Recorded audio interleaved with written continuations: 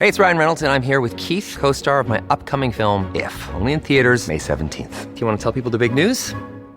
All right, I'll do it. Sign up now and you'll get unlimited for $15 a month and 6 months of Paramount Plus Essential Plan on us. MintMobile.com/switch. Upfront payment of $45 equivalent to $15 per month. Unlimited over 40 gigabytes per month. Face lower speeds. Videos at 480p. Active Mint customers by 531.24 get 6 months of Paramount Plus Essential Plan. Auto renews after 6 months. Offer ends May 31st, 2024. Separate Paramount Plus registration required. Terms and conditions apply if rated PG.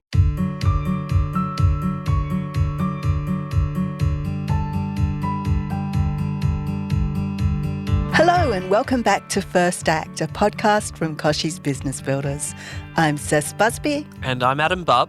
And we're passionate about bringing you the stories you didn't know about Australia's most influential business founders and innovators. That's right, Cec. So in recent weeks, we've found out how to deal with a family business at war, and that interview was with Two Men in a Truck's Richard Kuipers, and it's an absolute must listen. We also spoke to Bird's Nest founder Jane Kay, who was selling clothes online way before it was cool to do so. In general, this podcast is all about people who walk a different path, how they found their why and what went wrong along the way, and how that first act has made an impact. Now, today's guest knows a thing or two about impact. Pete Ceglinski is a surfer, industrial designer and an ecopreneur who crowdfunded a game-changing invention designed to get rubbish out of our waterways, the Seabin Project.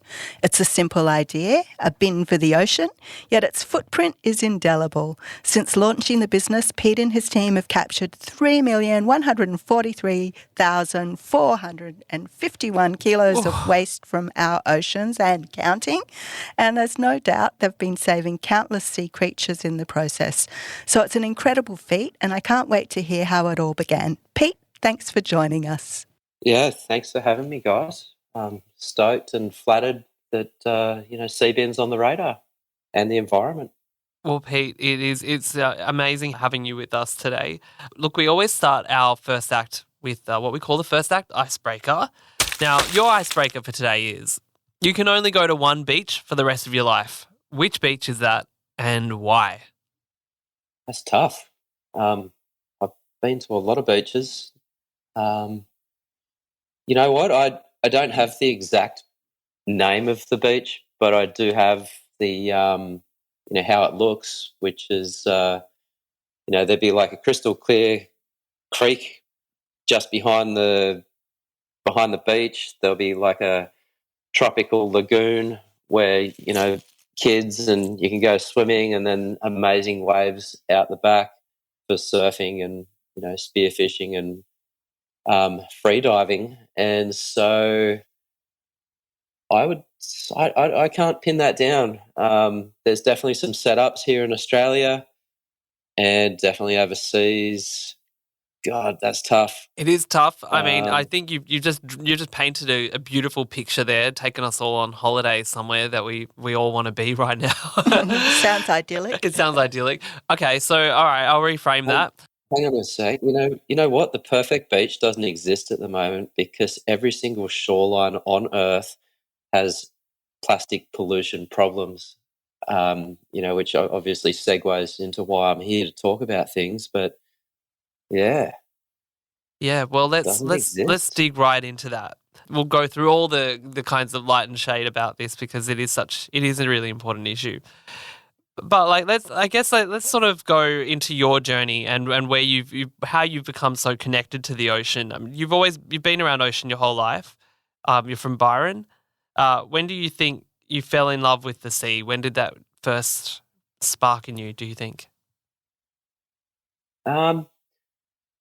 It was definitely from when I was a kid, going to the beach and literally playing in the waves, learning how to surf with my brothers and my friends.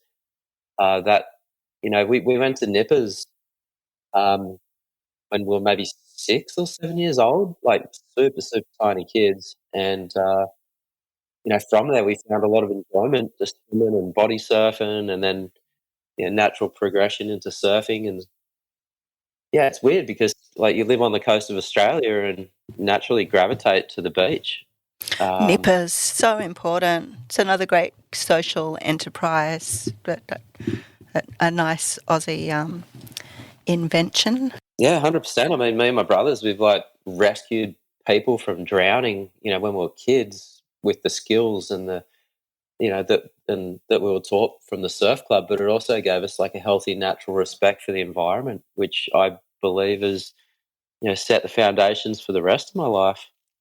Mhm. You do need that respect for the ocean. One minute it's your friend, and the next minute swept out to sea.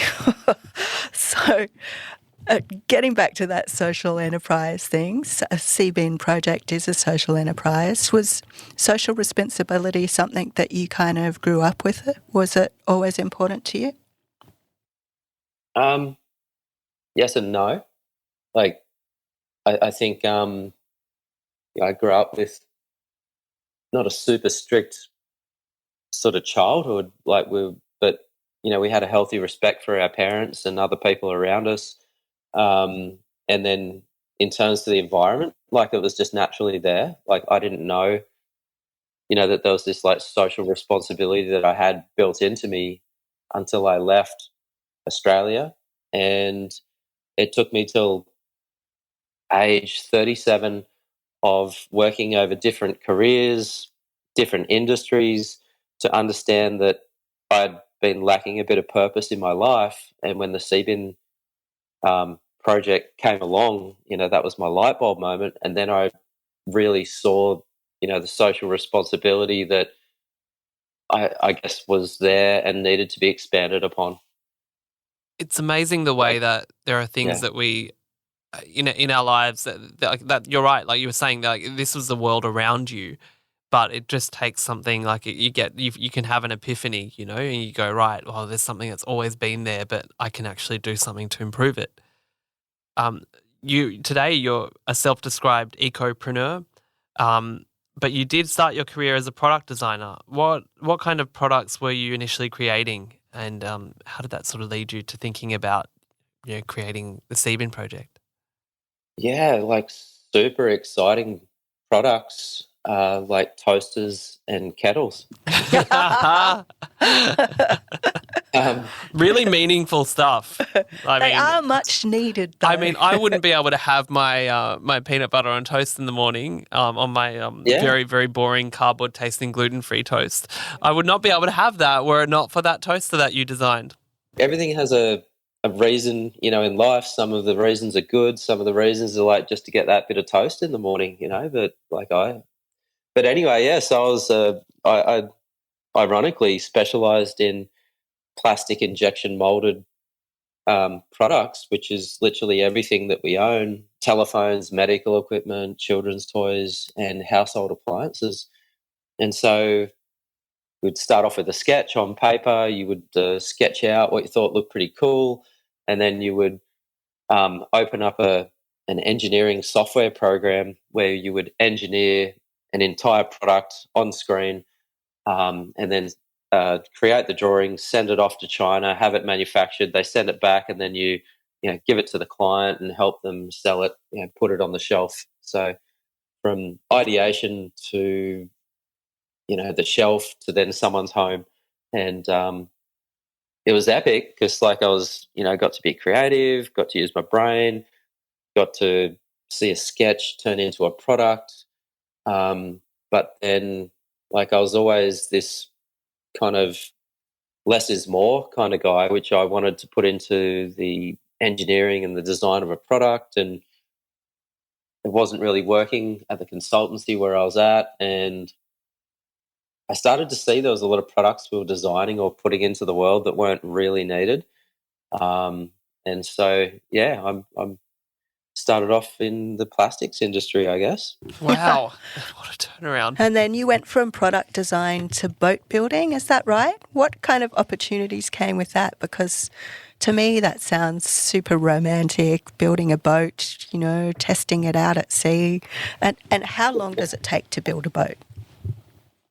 Um, yeah, I mean, I like don't want to be like rain on your parade, but there was Oh, nothing no. romantic about the boating, the yachting industry that I was involved with, because it's possibly the most toxic chemicals and materials on Earth that are designed not to break down.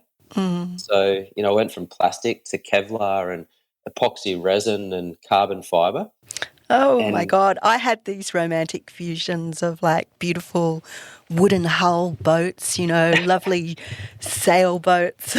Oh look, my brother-in-law, he works in boat building and he wears the full like hazmat suit because he's working with all those chemicals and breathing it in and he has yeah, to and what you're putting on these boats is like they're meant to be durable for the oceans. That is their number one thing, that they have to be able to handle whatever conditions are thrown at them. So there's all kinds of stuff that's put on them. yeah.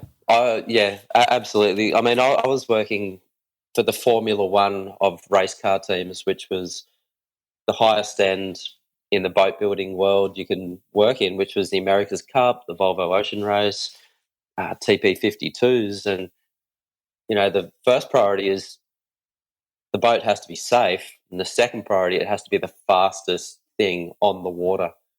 And so it was all lightweight materials that, really strong, but expensive and really not sustainable. And at the end of the day, this sailing, it was epic. It was building the craziest, most beautiful, fastest things on the water, working for the biggest brands and biggest teams in the world.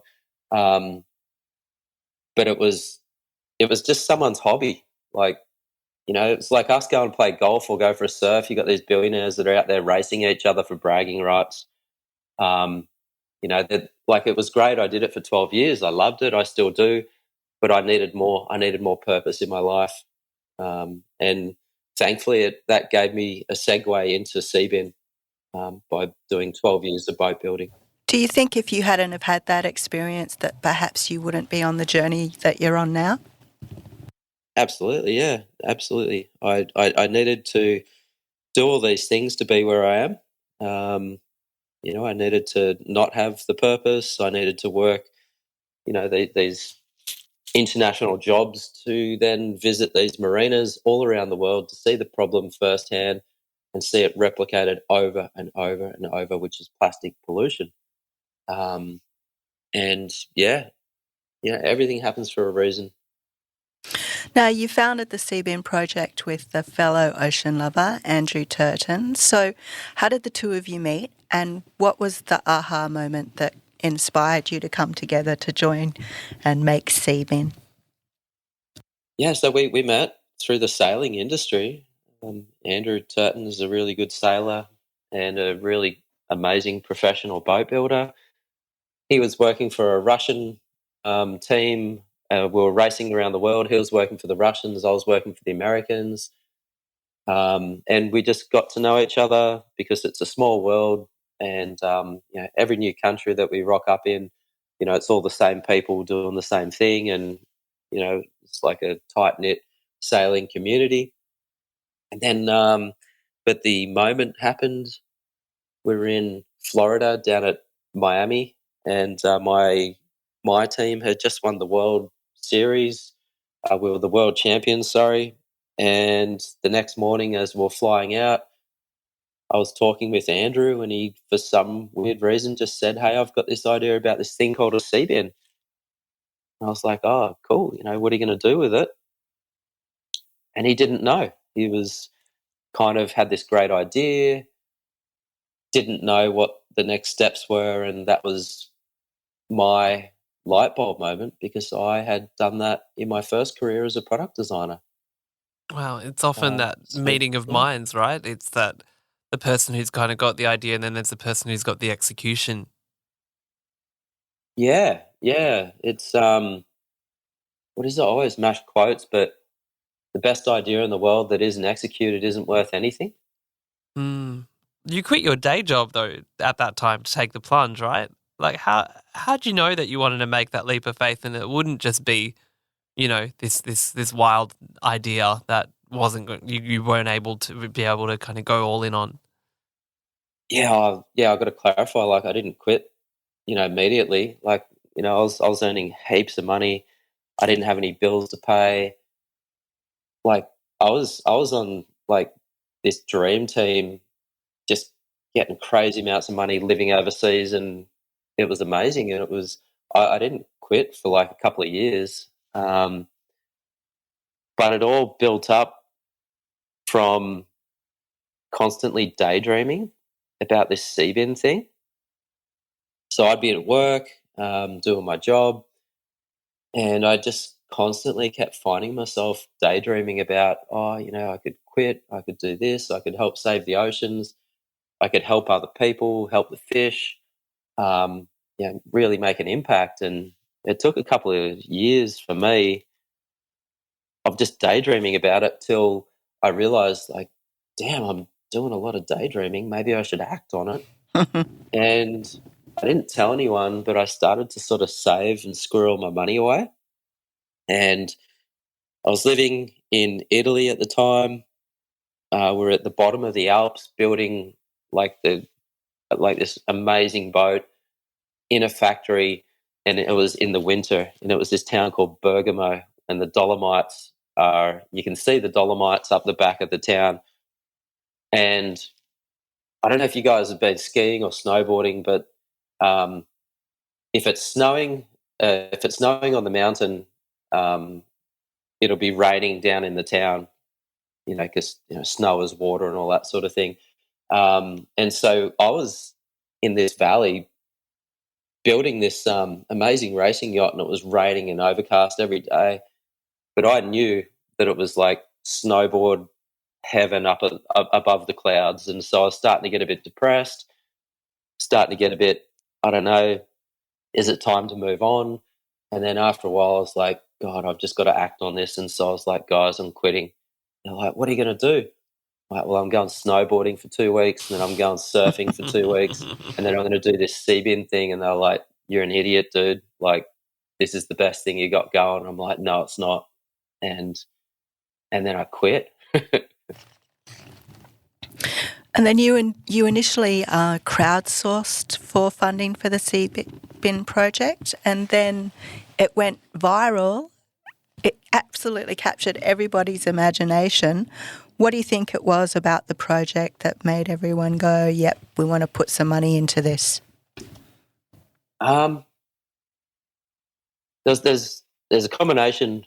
There's quite a few things. I mean, I'd in 8 months I'd saved $70,000, which I thought was going to, save the world and just do all this amazing stuff. And it probably lasted like 3 months, which was legal, IP, and all this other stuff, and also like real life stuff. Like I had to pay rent again, pay for my own food. Bit of a shock. And so when I did the crowdfunding, like I'd heard that if you have a good idea, people will give you money to do it. It was a bit harder because we didn't have a product that everyone could have, but everyone would benefit from. We didn't have like a widget. So if you gave me $5, I'd give you, some kind of little product or a key ring or something. And so it was a bit different, but we only had $2,000 in the bank, and we needed like 150,000. And so the success of the crowdfunding video, like, it wasn't instantaneous. Weirdly enough, it was this huge insight into the environmental world, where in 2016 people were jumping up and down asking for solutions to plastic pollution, and I was like, well, I've got one. Here's the Seabin. We'd spent like $3,000 to make a video, and everyone was just shutting us down and blocking me on Facebook messaging and stuff. And that was when I realized we were a conflict of interest to other, like, these environmental not-for-profits and business models, where that, I don't know, like, if people gave us money, they wouldn't give them money. And so, it was this like really horrible, gross moment for me of how the not-for-profit and environmental world actually operated behind the closed doors, like away from the public facing. And then, but after a while, we got a little bit of traction because nobody had seen a trash can in the water. And so, if you capture Bigfoot on camera, finally, that shit's going to go viral. And so what we did was we had something that no one's ever seen before, which was in a rubbish bin we put in the water, the most obvious thing in the world that no one had thought of. And it went nuts, like billions of views. And then from there, we started to get $2, $3 donations, $7, $50, 50 cents, and it all started to add up. And we ended up making our target, which was like around 150,000 euros. And at the time, it was like double the currency conversion. So it was like 350,000 Aussie dollars or something, which was just crazy. But yeah, that was how it happened. And it screwed me up for 3 years, like the anxiety of trying to make this crowdfunding thing happen. And I'd never had anxiety before. And I was drinking coffee and I was like getting all this doom and gloom and, it's all screwed. And for 3 years, I couldn't drink coffee because of this crowdfunding campaign. You mean after the crowdfunding campaign or before you were doing it, you were feeling the anxiety? It was during. It was like at the 3/4 stage of the crowdfunding campaign where if you're like 1 cent short less than your target, you wouldn't get anything. You don't get the money. It was really about watching those numbers and going, am I going to get, are we going to get there? And how, what happens if we do and what if we don't, and all of the what ifs, right? Oh, if we did get there, that was the best thing in the world, obviously, but it was like, we're not going to make it because I did it for the month of December. I shouldn't have because there was people were going on leave, holidays, Christmas. I hated Christmas in 2016 because the day before we'd raised like $28,000. On Christmas Day, we raised like $2,000. And, I was like, in my head, I'm like, can everyone just stop doing these lovely things with your family and get back online and give Seabin some money so they can save the ocean? But it's also the most cluttered time of the year for not-for-profits because it's every charity, every not-for-profit is out there trying to raise money ahead of Christmas. It's crazy at that time. And I'm like, just, the full Grinch mode, just like stop everything what you're doing, stop having fun and focus on Seabin, because we're about to die. We haven't even started. Yeah. Wow. Yeah, well, thankfully you actually you made your deadline to get the money that you wanted raised and you were able to create Seabin because it's captured millions of kilos of rubbish from the ocean to date. I mean, how does that feel to have made such an impact? To be honest, I haven't really processed it. Because it's been like such a stressful and amazing but terrifying journey. I've never done this before. I've never had a business. I didn't pay tax for like 16 years. That was the first thing I got when I got back to Australia. It was like this crazy tax bill because I'd lived overseas and just, didn't have a care in the world. And now I've got like so much responsibility of so many people's money that have given to me, to try and fix the world. And naivety was probably the greatest asset that I ever had. And then it was, oh shit, we've done it. Now we've got to deliver. And if we don't, people will, be let down. And so I haven't really had a moment to process any of this, to be honest. We'll give you about 30 seconds or so to take that all in. We'll be back with more from the Seabin Project's Pete Ceglinski after this short break. So, Pete, I'd like to touch on a little bit of the local waterways, which is Sydney Harbour, because I believed in December 2020, Seabin was part of a big initiative to clean up the harbour. It was a partnership, was meant to go for a couple of years to help get the Sydney waterways cleaner. Now, how's that project been going? Are we on track for a nice crystal clear harbour? Yeah, we are actually. we are on track. We've got a lot of work to do. But yeah, so in late, maybe mid 2019, we realized that we had a business model that we'd scaled into 53 countries. We'd sold thousands of units. We had, hundreds of thousands of kilos being captured, but it wasn't a sustainable business model for us.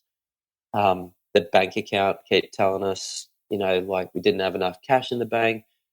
We're trying to scale, all this type of thing, and just something wasn't working. And so we did another crowdfunding round, but this time it was equity crowdfunding. So instead of giving away hats and stickers, we were giving away shares in the company. But the main thing was we needed a year and a half or 2 years of runway just to launch a new business model, which we called 100 Smarter Cities by 2050. And so we figured that instead of trying to scale and conquer the world quickly, we should start city by city, starting with the Global 20, because it's more progressive, more developed, and influential. And so we launched in Sydney. We launched the equity crowdfunding. We raised $1.7 million during COVID, which was crazy. And so we'd raised money, employed people, and whilst people were losing jobs and the world had just gone upside down.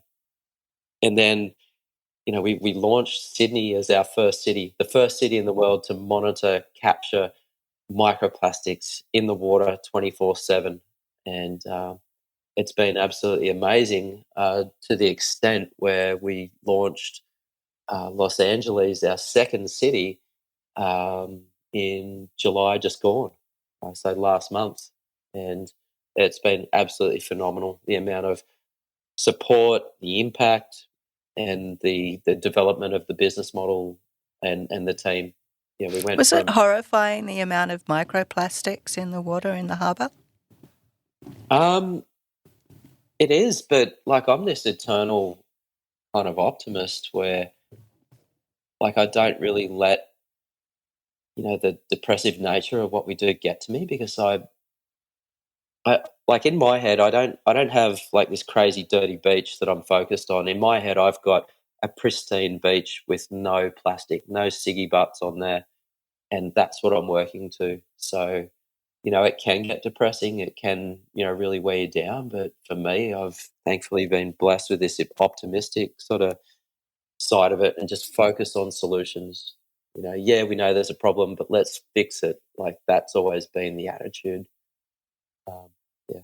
And that's how really that's how you capture people's imaginations, isn't it? Because people have so many messages that are coming at them every single day. The news cycle is depressing. You hear lots of terrible kind of updates when you hear about about climate change and just the things that are irreversible and the things that we can't change. But I think that key message that you have about something that we can change, something that we can together, that we can do, that is reversible, something that we can make an impact on.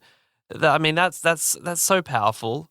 And I think like there's a reason why Seabin has received a lot of international awards for this, for these sustainable solutions.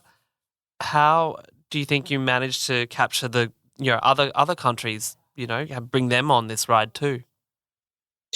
Yeah, I mean, there is a lot of other people just like me who want to build purpose into their life. Like you want to be part of something bigger, part of a solution.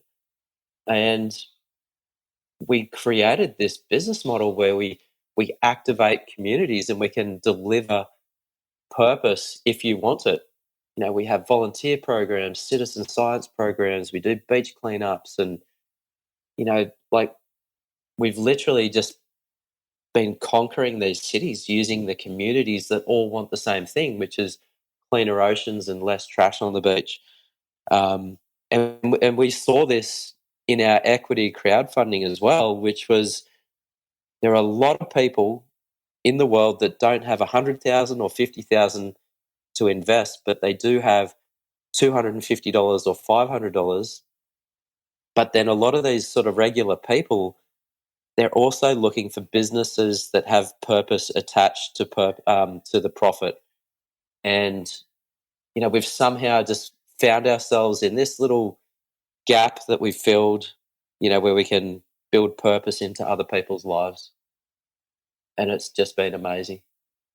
And also, I guess from a first-hand perspective, as a passionate surfer, you see the impact that humanity can have on our oceans every day. When you're in the oceans, there's nothing like actually seeing and feeling it.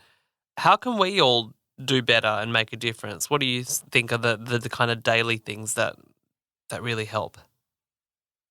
Oh, there's so many things. I mean, the first thing is it's our problem that we built. Like if humans didn't, evolve and build this world where we're relying on plastic, like my iPhone, the microphone I'm speaking into, like all this stuff, like it's all got plastic in it. It's an amazing material. Unfortunately, we're blaming this material that we created and that we use on all of our problems, and we're not looking at ourselves as with accountability. Why blame an inanimate object on the world's problems when it's actually us, the consumer?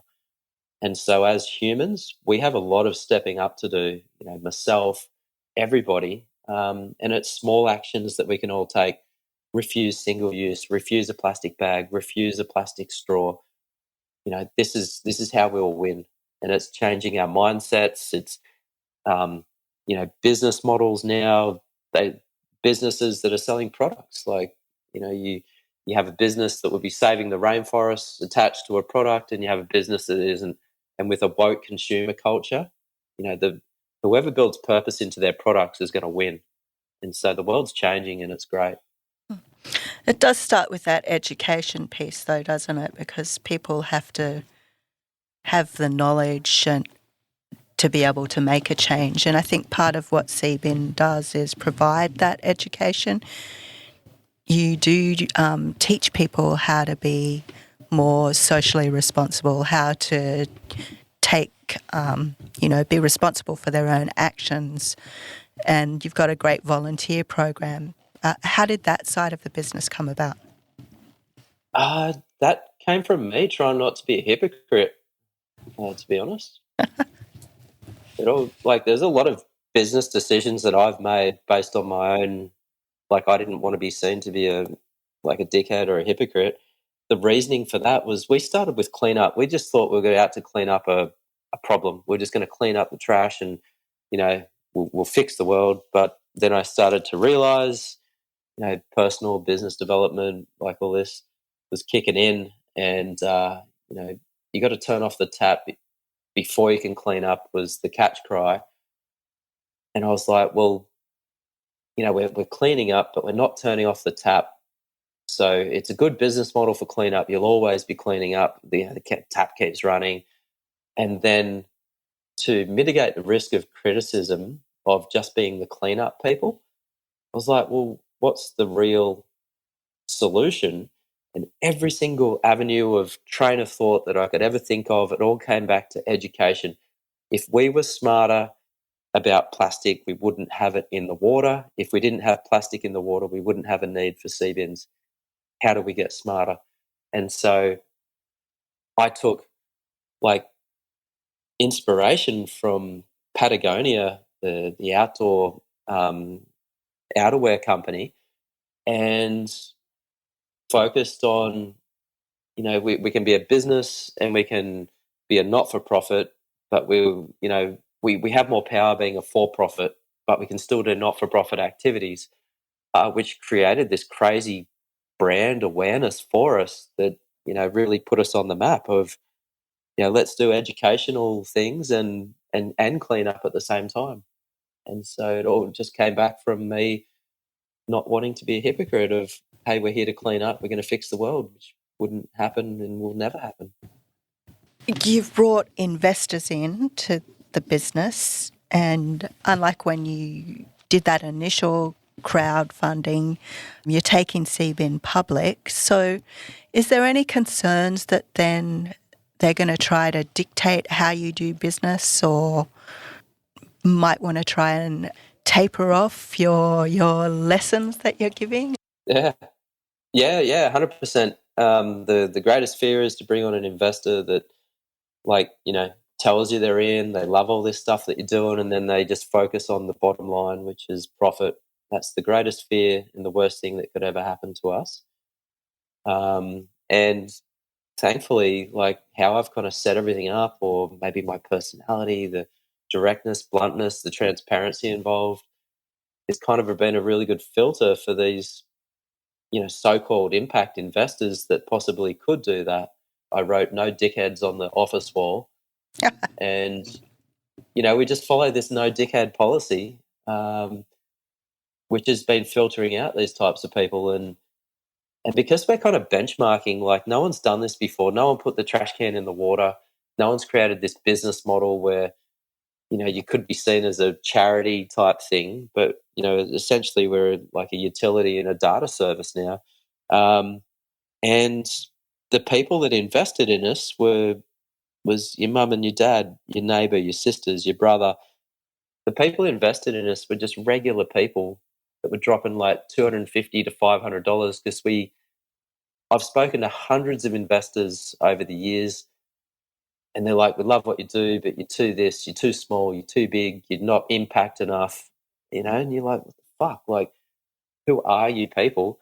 And I've realized it's been a good thing because, we don't want to change what we're doing. We want to get better at it. But yeah, so I don't know, we're sort of our own worst enemy, but, but what we're doing is amazing with the so-called impact investors.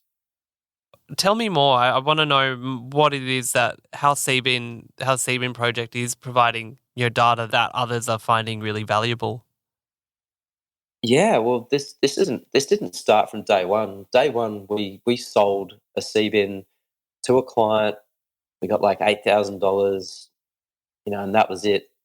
And that was how we thought we're going to rule the world and blah blah blah, save the oceans. And then we stopped. We stopped selling Seabins. It was the weirdest, most terrifying moment that we'd ever done. And then triple, quadruple this terrifying moment with COVID-19 in 2020. And because we decided we weren't going to sell Seabins anymore, we're going to sell our services, we're going to sell data. And so we created a sponsorships business model where people could sponsor a Seabin. It was a recurring revenue, so there's a per annum fee, and the deliverable, the main deliverable was data. And so I'm this guy that's like, when people are like, oh, we're doing data, we're doing this, we're doing that, and I'm just looking at them like they're talking about ghosts, there's shit I can't see, it's not tangible, I can't touch it, I can't kick it, I don't care what you're talking about, leave me alone because I'm busy doing real things, and all of a sudden, I'm this tire kicker that's talking about data and in the deep end. And the mansplain that, I needed to be mansplained about what this data stuff was. And so we collect data, so we count things, we count how many straws we collect, we microplastics and all this and that. And then we realized that, there's companies that don't really have a business model where they can create impact with what they do, but they do have money and budgets and sustainability, reports that they want to help the world to make it a better place. And so people were like, well, if we pay you X amount of money, can you tell us how much impact you can create from the money? And we're like, yeah, for sure. And so now, we've got this amazing business model where we're providing information on how many things we counted, collected, estimated, and we put that into a report. It's got pie graphs, it's got numbers, there's pretty pictures. It's all, it's really visually pleasing stuff, and it's data. And so this is how we started off getting into this data realm. And then so these corporate partners, they they're stoked. They spent X amount of money, X amount of trash was collected, X amount of billions of litres of water was filtered. They put that into an annual or a sustainability or a marketing campaign report, whatever. And, that was how they elevate themselves and, elevate us as well. That's so interesting. I think there's that corporate sustainability element there, very much so, and going, all right, we can help others. We can help lift the game of businesses that are much bigger than ours, and make sure that it's not just the individual who's refusing a plastic bag at the shops, but it's corporations that are going, we are gonna walk the talk. We're gonna listen to people, and we are gonna partner with people like the Seabin Project and go, you know what, like we can't be hypocrites anymore. I mean, there are a lot of companies out there that do a lot of greenwashing as well, so that's also something to be wary of too. Yeah. So that's been a huge thing. I mean, we had to make a decision whether to partner with Coca-Cola, and it took us a little while to make the decision. And in the end, we realised that if you're part of the problem, you need to be part of the solution. But then, how do we mitigate the risk of the greenwashing and this and that? But we found a way to do it, and it was like we didn't get hardly any backlash from it because we explained why we made the decision, how we did it, what we're going to do, and people were like, wow, that actually sounds like that makes sense. And so, but then back to the data. I mean, we've been working with the US EPA at the moment in Philadelphia to monitor the microplastics and the water quality in the Delaware River. It's a 12-month program. From the data and the data protocols that we're building, the best practices, with a favourable outcome in another 6 months.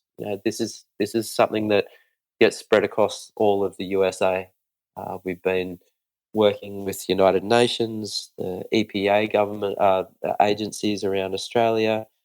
We partnered with the biggest data partner in the world, which is IBM, to assist us in using artificial intelligence and a few other things to, how do we get more efficient with the data side of things? And for the United Nations Environment Program, this is the decade of ocean science.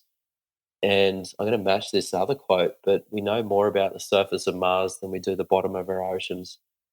And essentially, what we're doing with this microplastics by counting it, and we can quantify it transparently and accurately, is we found a data gap because no one has this information. No one had put the rubbish bin in the water, and where there's a data gap, like there's opportunity. And so now we're using the data from the trash can to influence positive legislation and policy making for sustainable cities and communities around the world. Yeah, it's just so incredible that from that simple idea, putting a rubbish bin into the ocean, has had so many consequences, but consequences for good, not terrible consequences. One last question for you, Pete. What's your advice to other entrepreneurs who want to start a purpose-driven business? That's an easy one. Do it. Just do it. But there's one caveat, like you got to make a plan. You need a plan. If you're going to quit your job, if you're going to save your money and put it into an idea, you got to have a plan of attack, because if you don't have a plan, if you don't have the money, if you don't budget, you're going to be asking for your day job back pretty soon. So you just got to, if you feel in your gut that this idea, whatever it is that you're working on, is worth quitting your job, do it, but do it smart. Make a plan, and just go for it. But I think you got to be real as well. There is so much pain and effort and just energy that needs to be put into your project to make it happen. Just I don't know, just find that extra energy when you don't have it and make it happen and stay positive. I think the purpose helps you do that. Yeah, 100%. Absolutely. That clean beach that we were talking about right at the beginning of this chat. It's that beautiful image that you painted for us. That's the purpose, you know? That's the reason you get up in the morning and keep on going. Yeah. Yeah, 100%. And I think, actually, I'd like to take this moment just to tell anyone who's listening that, like, if your business doesn't have purpose, that's not a problem. You know, you don't have to have a product that saves the oceans. You don't, you don't have to build that into your business model at the start. But if you want to succeed, you will have to build it in as you go. Because with a woke consumer culture, like, that's the only way you're going to succeed in business these days. And so, you might manufacture a steel ruler, and how are you going to benefit the earth from it? Maybe physically you can't, but then if you're making money or if there's profit or you can build something into a margin, you can plant a tree, you can help save a rainforest or a koala, So because I see that there's a lot of anxiety, maybe overthinking going into, hey, everyone has to save the world. We don't all have to. We still need to build houses. We need plumbers. We need all that stuff. But, just if you can somehow build purpose into that, that would be amazing. Well, Purposeful Pete is what I'm going to call you. It's a great message for us to wrap up on. Thank you so much for sharing your first act. For anybody who's listening, head to seabinproject.com. Sign up to their newsletter, donate, buy their merch. It's a great cause. Thanks for joining us, Pete. Amazing. Thanks for having me, everyone. And thank you for listening to another episode of First Act. Why not chuck us a 5-star review if you're loving these chats? We all love you forever. We'll be back next week for another scintillating First Act conversation.